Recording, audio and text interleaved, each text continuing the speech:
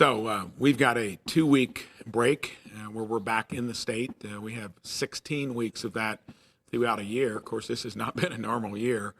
The COVID-19 issue is still dominating the landscape. Of course, we've had other stuff, including police reform and a lot of other issues. And sad thing is we were in the midst of probably one of the strongest economies I can ever remember. I've been in the business world before I became a senator, so I think we're going to get back on track on all of that. But I think we're going to have to find a way to navigate through managing the coronavirus in a way that enables us to go on with the life we kind of knew before, but with a few new guidelines. So that probably, along with all the unrest we're seeing in the country, that has really been the dominant issue recently. And for me, it's sad coming from a place like Indiana where we respect law and order, and you see some of the things you could have never imagined occurring, rioting and looting, and some of these places that have been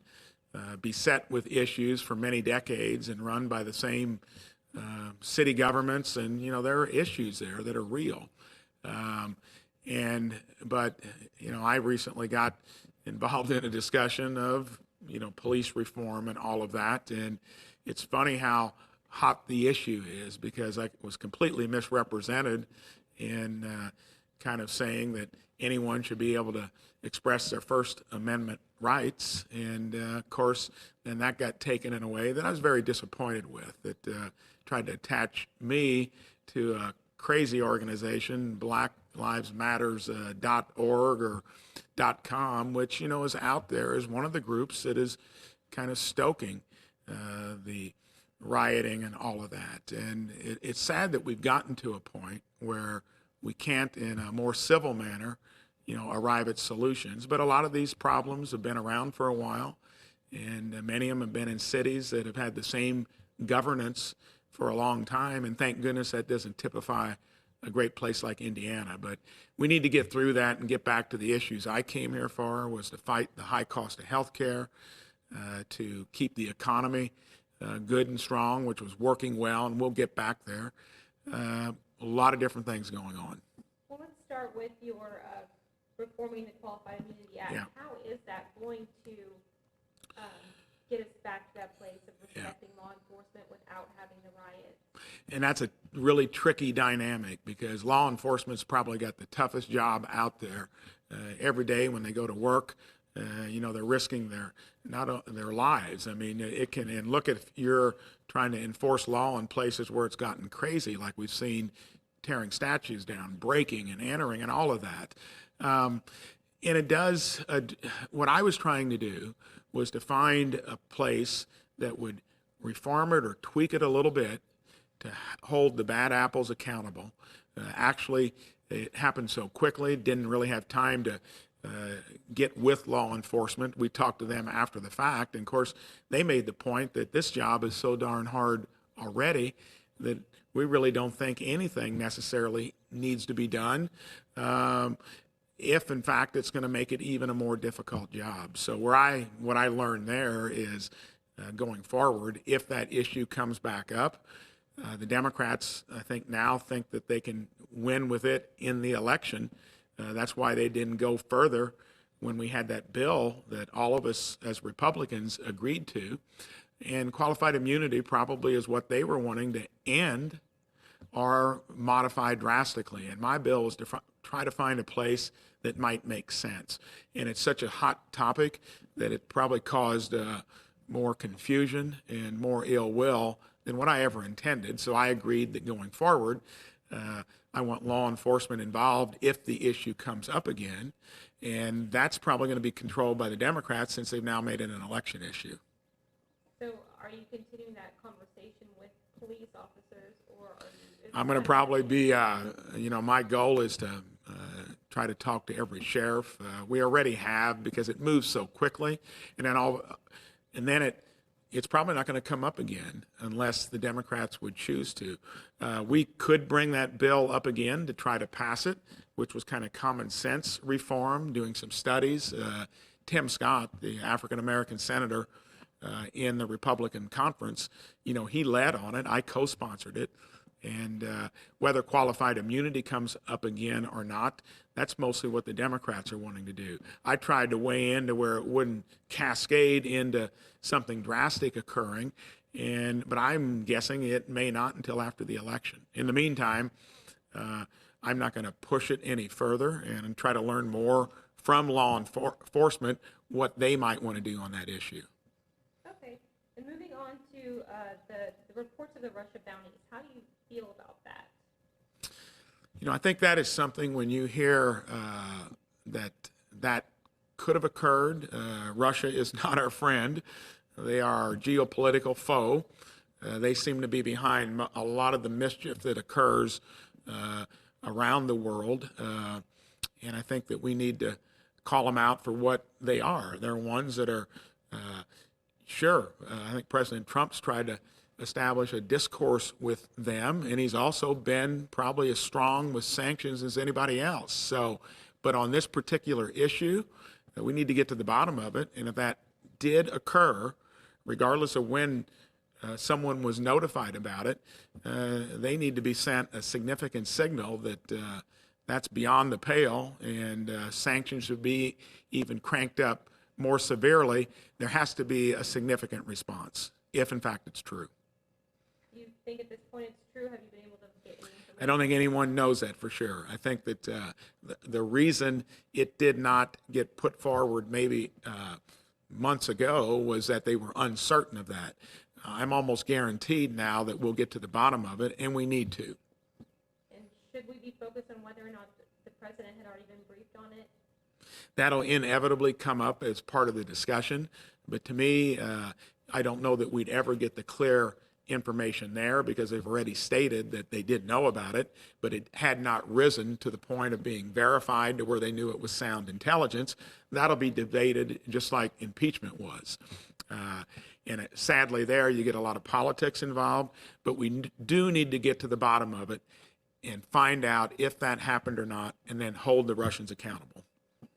Okay, and speaking of foreign interference, do you feel like foreign interference is going to be a concern going into the election year?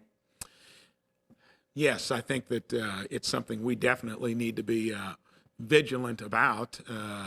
You've got too many players across the world that try to intervene, and with technology the way it is, sadly, they seem to be able to penetrate. We need to be on guard, because one of the most sacred things about our system would be the integrity of our elections. And I don't think anybody is going to be taking that casually. I think a lot of times that's been politicized as well. And I think that was vindicated somewhat through some of the time we spent on it already. But that doesn't mean we shouldn't be on guard against it. Another concern going into the election is vote by mail. Some are saying that it's not safe. Do you feel that's a safe way for people to vote this year or anytime? That's very simple for me. Anybody that wants to vote should be able to vote. How you then take a system that we've already got that gives you so much time to vote early, so many places that you used to not be able to, and the security and integrity has got to be guaranteed. And I think with machines and the way we do it currently, that's ideally the way most people should vote. Absentee ballots, voting by mail, are there, for the exception. I don't think it should be the rule. Okay. And what about today's Supreme Court decision that the presidential electors have to back the state's popular vote? Do you agree with that? Hallelujah. I'm finally glad to see that I think it was a 9-0 ruling to where everybody, if I had seen some on the liberal side of the spectrum not uphold the whole electoral system, I was happy to see it. I've been disappointed recently in what we've been getting out of the Supreme Court, especially since we thought we had some folks on there that might give us a little bit better rulings on some of the issues that are dear to many of us. There have been some rulings on abortion recently and other issues that I was surprised, frankly, that we lost them not only 5-4 on a few of them, but 6-3 on another one. Do you think that today's decision will have any impact on the outcome of the upcoming election? No, I think the whole issue of a rogue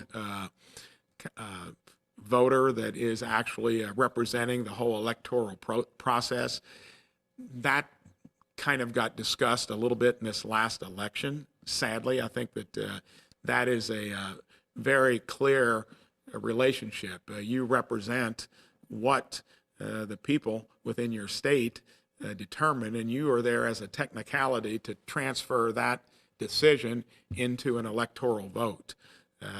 When I started hearing discussions that they would start to, maybe vote their own conscience and so forth, I don't think the founders ever intended for that to happen. Do you think that there will ever be a need to get rid of the Electoral College altogether, or do you believe that it still serves a purpose today? It definitely still serves a purpose. That was one of the most brilliant things in the Constitution. Imagine if the most densely populated places in the country had complete control over the rest of, we have 50 states. You have 50 different states. And I think for any of us that live in more rural areas and less populated states, we need to make sure the electoral system stays in place. Okay, and you spoke when you first got here about the economy and how good we were doing, and you think we'll get back to that. Do you think that a second round of stimulus checks is needed to help us get back there? So that's a difficult question because for someone like me, and there are a few of us in the Senate that you could truly say are fiscal conservatives that know that you have to pay for things, you have to make things work out in the long run. And we've just spent $2.9 trillion roughly. When I got there, hundreds of billions I thought were a big figure. And a lot of what we did had to be done simply because government forced the economy to be shut down. And we knew so little about the disease itself, and we saw the horror that unfurled in New York and New Jersey. I was okay with it. But now, to me, this looks like attempts to weave a lot of other stuff into the legislation. I don't think it'll be, that was attempted even in 3.5 when we were wrestling with a lot of extraneous stuff to get that out the door. I think there'll even be more of that.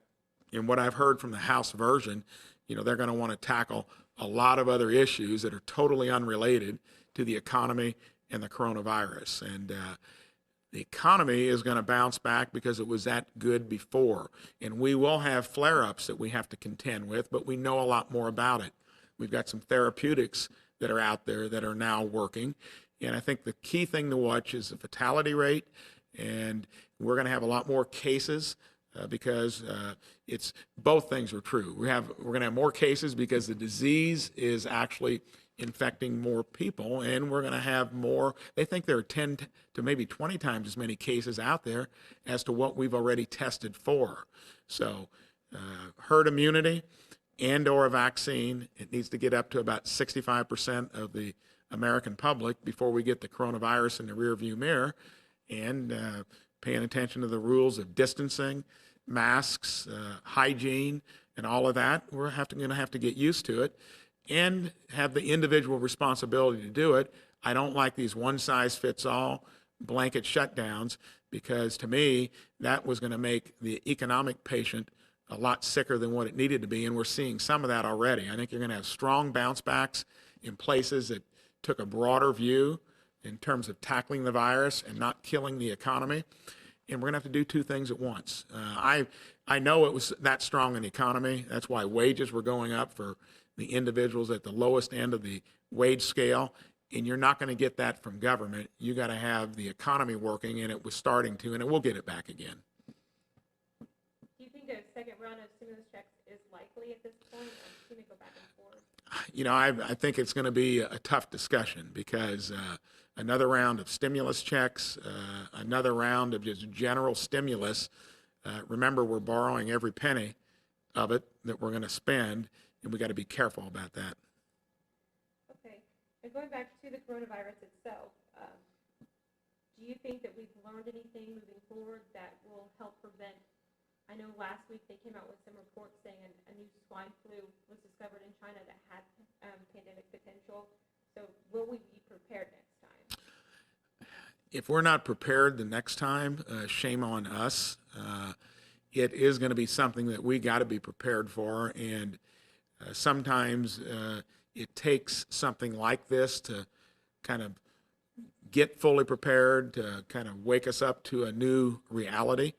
And no, I think we've learned a lot about it, and I just hope that whatever comes along down the road doesn't have the dual characteristics of transmissibility and lethality, to where now there are so many asymptomatic cases, and we're able to protect those most vulnerable that have comorbidities. That's why we're seeing a lot fewer incidents in nursing homes, and I think they're doing a good job there. But yeah, this is a heads up that we need to be prepared, because I don't really think we were, but we had never had anything like this before, nor has the world. What does that preparedness look like? How can the government help? Is it through legislation? Is it through education? What is the government doing to ensure this won't happen again? I think it has to be dual fold. I think it needs to be where we put resources into finding out what the range of different viruses might look like, and then how we'd prepare for it accordingly. We know what one now looks like when it is easy to transmit. And we know the 3 rules we've been hearing about for 4 months. What I'm worried about is what happens if we get one that has harsher health effects, and we never know. We're at the mercy of the virus there. But I think that if there is one silver lining to all this, it'll put us in a state of preparedness. And as good as we are, once we have information on something, we're blessed with more technology and more science than ever before to aim our capabilities at it. Do you believe people are getting too complacent with mask wearing and social distancing? I think maybe among younger people, it's hard to be kind of pent up for 4 months without having some of that. But I think there's a big difference between whether you're indoors and outdoors. We're learning a lot more about what the most likely scenarios are, and that's going to mean that there are some things that we all loved to do before that are going to be kind of difficult to do until the vaccine and herd immunity have basically eliminated the chance of getting it. In the meantime, we can't get complacent, and we do need to pay attention to those. That's individual responsibility, and that makes sense because we've all got loved ones that are probably in that category of vulnerability. And I'm really glad to see that it looks like, especially in nursing homes, elderly care centers, the professionals there have figured that out. And I think that's one of the reasons we haven't seen as many flare-ups is what we did early on. Remember, every day we're learning how to better defend ourselves against it. And we got more opportunity for real therapeutics, maybe cures, but especially a vaccination to come on stream. As kids are thinking about school and getting back to school, do you think that school should stay in person? Do you think we should be doing in person and online?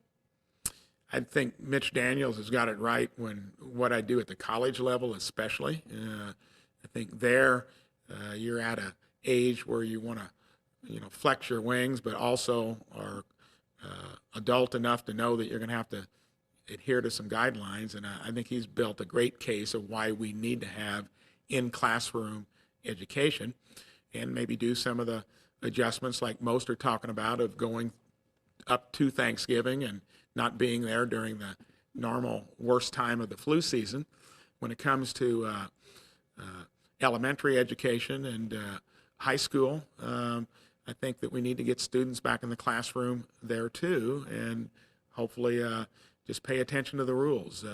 I think that if we start to hunker down to the point where we don't do that, and we don't take a little bit of risk that's mitigated, and where people do the things that keeps it unlikely to have a flare-up, I'd be disappointed because I don't think we can just keep going in a hunkered down, shut down mode because we've learned a lot about it. But part of that will be when you do it, we'll have to learn from whatever we might learn quickly once we do get back in school. But I don't think you do not do it for the sake of just avoiding the risk. And do you agree with some of the governors that are starting to require masks? Do you think that should be an I think that, first of all, should be a local or a state prerogative. The idea of having a national rule or law for wearing a mask, no. That's, to me, government gone way beyond the point of where you need it. When it comes to particular cases, local and state governments where you've got issues like we saw in New York and New Jersey, I think that's a prerogative there. And I think there I'd still be very careful about doing things that kind of impinge your basic liberties that we all love in this country. So you got to be careful there.